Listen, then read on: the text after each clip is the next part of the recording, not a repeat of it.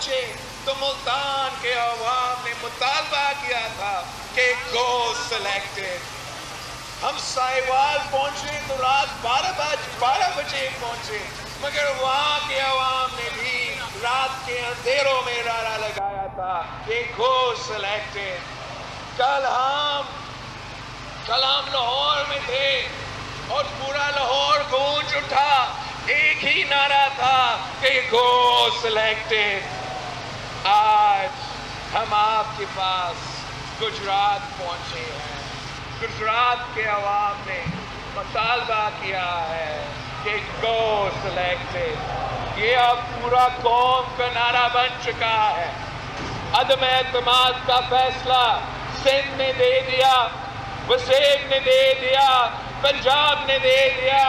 انشاءاللہ تعالی ہم اسلام آباد کی طرف بڑھ رہے ہیں. اب اسلام آباد دور نہیں ہے.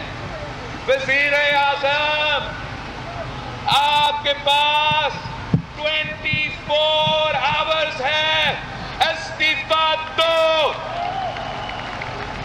گھر چلے جاؤ، اسمبلی توڑو. اتنے بڑے باتیں کر رہے تھے نا بہاری میں. ہمت ہے تو اسمبلی توڑو ہمارا پہنچنے سے پہلے. بھروسہ ہے عوام پہ تو آئے، الیکشنز میں آئے، ہمارا مقابلہ کرے. آمنا سامنا ہوگا، آپ کو لگ پتا جائے گا کہ عوام کس کے ساتھ کھڑی ہے. ہم نے اس سے حساب لینا ہے. ہم نکلے ہیں اس سے حساب لینا. اس نے ہر طبقہ کو مایوس کیا ہے، مشکل میں دھکیل دیا ہے، پریشان کر دیا ہے.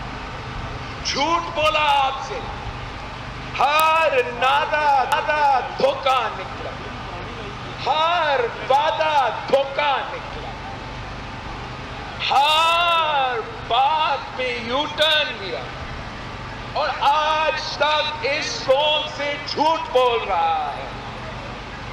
اس نے P T I M F deal کروا کے معاشی بحران پیدا کر دیا ہے، مہنگائی کی سونامی کرا کر دیا.